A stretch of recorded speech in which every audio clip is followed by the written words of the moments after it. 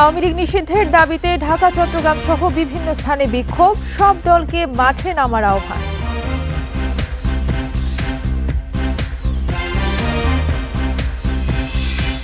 কোনোভাবেই স্বৈরাচার পুনর্বাসন নয়, সাফ কথা তারেক রহমানের। সংস্কার নির্বাচন মুখোমুখি করা উদ্দেশ্যমূলক।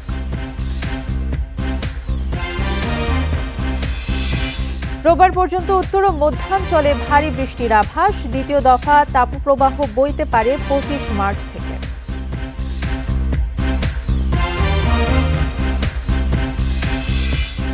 এবং বিদ্যুৎ বিভ্রাটের কারণে হিথ্রো বিমানবন্দর বন্ধ ঘোষণা। মাঝপথ থেকে ঢাকায় ফিরল বিমানের ফ্লাইট। এই ঈদে জামা জুতো অ্যাকসেসরিজের ডিসকাউন্ট। স্বাগত বিরতিহীন রাত 9টায় বাংলাদেশের সঙ্গে আছে তসনিমে জান্নাত অর্থী। শিরোনাম শুনছিলেন, এবারে পুরো খবর। আওয়ামী লীগ নিষিদ্ধের দাবিতে রাজধানীতে বিক্ষোভ সমাবেশ করেছে ইনকিলাব মঞ্চ, বাংলাদেশ গণতান্ত্রিক ছাত্র সংসদ ও গণ অধিকার পরিষদ। এ সময় তারা দ্রুত আওয়ামী লীগ নিষিদ্ধের সকল রাজনৈতিক দলকে একমত হওয়ার আহ্বান জানান। এদিকে আগামীকাল থেকে আওয়ামী লীগ নিষিদ্ধে গণস্বাক্ষর এবং অবস্থান কর্মসূচির ডাক দিয়েছে গণ অধিকার পরিষদ। জুমার নামাজের পর ঢাকা বিশ্ববিদ্যালয় কেন্দ্রীয় মসজিদের সামনে থেকে মিছিল বের করে ইনকিলাব মঞ্চ।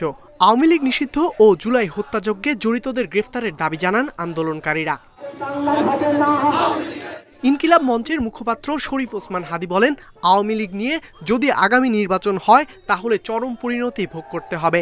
ষড়যন্ত্র করে আবারও ক্ষমতা দখল করবে আওয়ামী লীগ।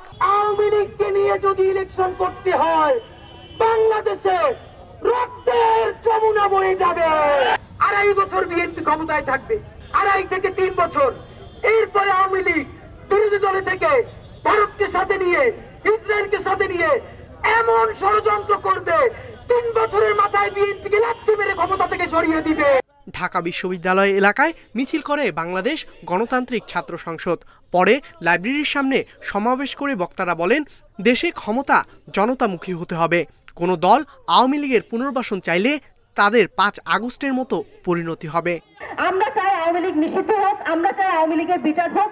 এইটা যদি কোনো ধরনের যদি কিন্তু ছাড়া, যারা তাদেরকে রাজনীতির পথ আবার দেখাতে চাবে তারাও যেন বাংলাদেশে আর না থাকতে পারে এবং তাদের ঠিকানাও যেন বাংলাদেশে না হয়। আওয়ামী লীগের বিচারের মাধ্যমে আওয়ামী লীগকে বাংলাদেশ থেকে নিষিদ্ধ করতে হবে। আওয়ামী লীগের খুনিদের, গণহত্যাকারীদের অনতিবিলম্বে বিচার করতে হবে। শুক্রবার বিকেলে বিজয়নগরে নিজ কার্যালয়ের সামনে বিক্ষোভ সমাবেশ করে গণ অধিকার পরিষদ। সকল রাজনৈতিক দলকে আওয়ামী লীগ নিষিদ্ধে ঐক্যবদ্ধ হওয়ার আহ্বান জানান বক্তারা।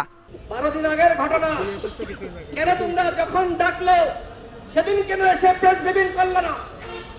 ওই সেনাবাহিনী তো আমাদের ডাকে না, তোমাদের কেন ডাকে? ভাগ বটারাই মেলে নাই, এই কারণে এখন সব ফাঁস করে হিরো সাজার চেষ্টা করতেছ।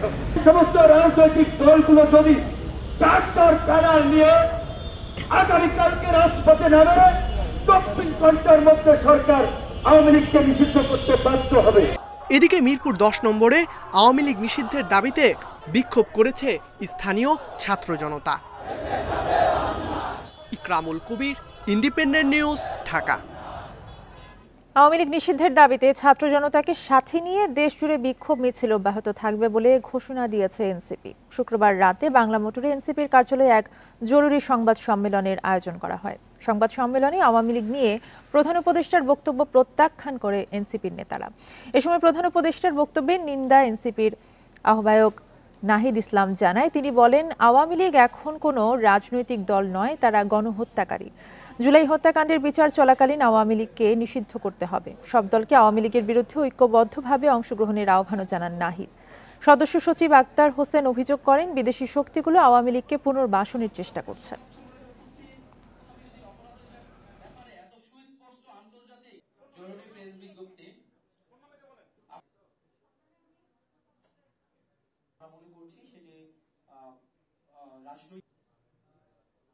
রাজনীতিবিদরাই নির্ধারণ করবে রাজনীতির ঘটনা প্রবাহ বা চলমান যা কিছুই পরবর্তী রাজনীতি কোন দিকে যাবে সেটি রাজনীতিবিদদের হাতেই থাকা উচিত। তো সেই জায়গায় আমরা সন্দিহান বলেই হচ্ছে আজকে গতকাল আমার স্ট্যান্ডটি নিতে হয়েছে।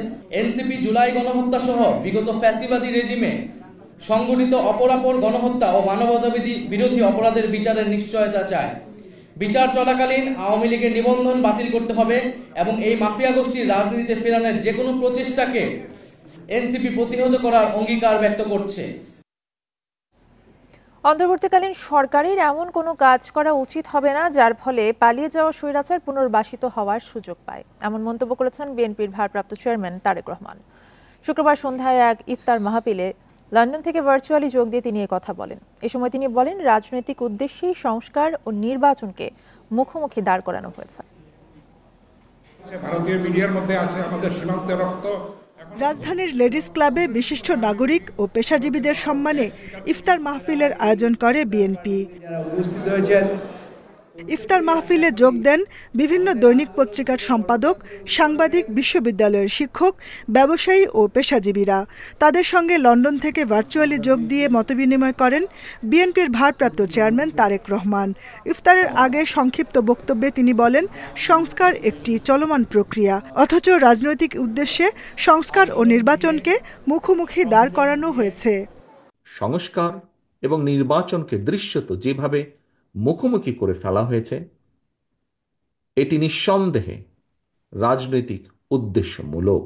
যেটি শেষ হয়ে যায় সেটি সংস্কার নয়, কারণ সংস্কার কখনো শেষ হয় না। সংস্কার একটি ধারাবাহিক প্রক্রিয়া। তারেক রহমান বলেন, জাতীয় নির্বাচনের আগে স্থানীয় নির্বাচন হলে সারা দেশে ঘাপটি মেরে থাকা স্বৈরাচারের দোসররা পুনর্বাসিত হবে। সরকারের এমন কোনো পদক্ষেপ নেওয়া উচিত হবে না যাতে রাষ্ট্র এবং রাজনীতিতে পলাতক স্বৈরাচারের দোসররা পুনর্বাসিত হওয়ার সুযোগ পায়।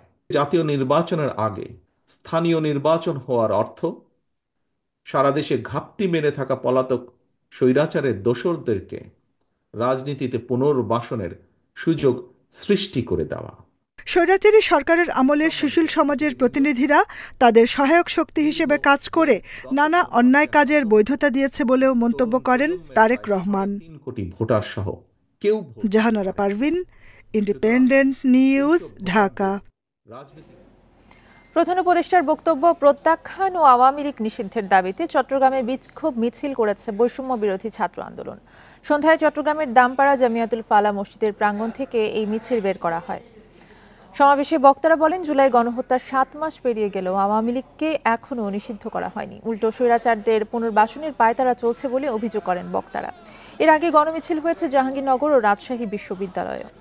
দ্রুত রাজনীতি থেকে আওয়ামী লীগকে নিষিদ্ধের দাবি জানান শিক্ষার্থীরা। অন্যথায় ছাত্র জনতাকে সাথে নিয়ে আবারও আন্দোলন গড়ে তোলার হুঁশিয়ার জানান শিক্ষার্থীরা। একই দাবিতে কুমিল্লা ও ফরিদপুরে বিক্ষোভ মিছিল করেছে বৈষম্য বিরোধী ছাত্র আন্দোলনের নেতারা।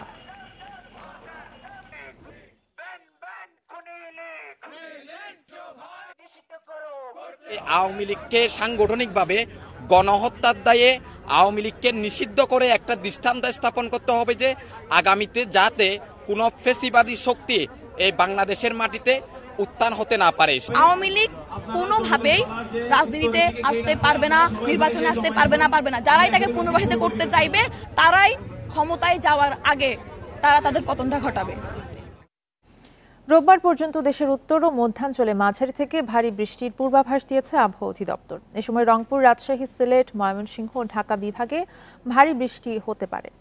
আবহাওয়া অধিদপ্তর জানিয়েছে, প্রাক বর্ষায় আজ থেকেই এসব বিভাগে বিক্ষিপ্তভাবে কালবৈশাখী এবং শিলাবৃষ্টিও হতে পারে। তবে 25 মার্চ থেকে আবার দ্বিতীয় দফায় মাঝারি তাপপ্রবাহ বয়ে যেতে পারে। এর আগে 14 মার্চ থেকে 18 মার্চ পর্যন্ত প্রথম তাপপ্রবাহ বয়ে যায়। শুক্রবার সকাল 6টা পর্যন্ত দেশের সবচেয়ে বেশি 7 মিলিমিটার বৃষ্টিপাত রেকর্ড করা হয়েছে সিলেটে, আর ঢাকায় বৃষ্টি রেকর্ড করা হয়েছে 1 মিলিমিটার।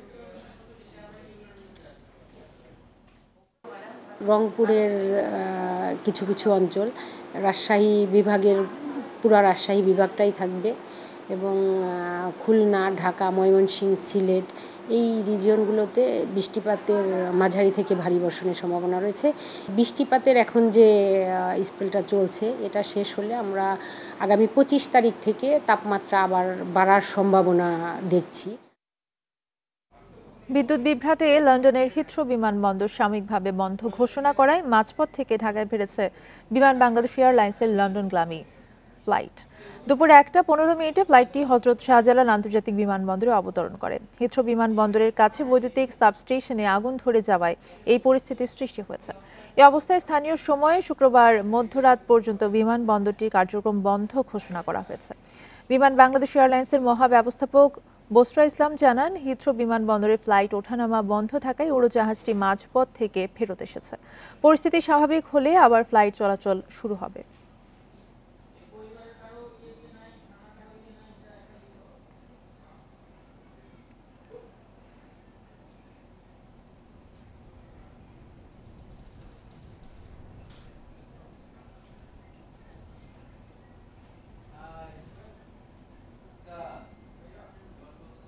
এ ছিল এখনকার সংবাদে। ইন্ডিপেন্ডেন্ট টেলিভিশনের সব খবর জানতে চোখ রাখুন ফেসবুক, ইউটিউব এবং এক্সে। ধন্যবাদ।